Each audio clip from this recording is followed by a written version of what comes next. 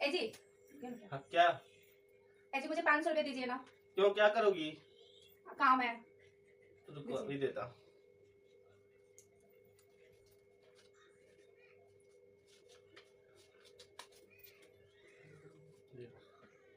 Thank you. रुको रुको, क्या हुआ? इसको दो, ये लो।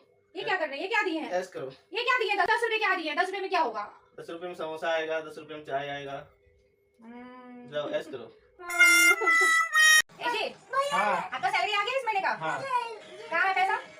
पर्स में, पर्स कहाँ है? गेट के पीछे। पूरे पैसे हैं इसमें? हाँ। खर्च किए क्या इसमें से? नहीं। ये लीजिए 20 रुपए। सिर्फ 20 रुपए? 10 रुपए समोसा का और 10 रुपए चाय का। इसी से आपको पूरा महीना अपना पॉकेट खर्च करना है।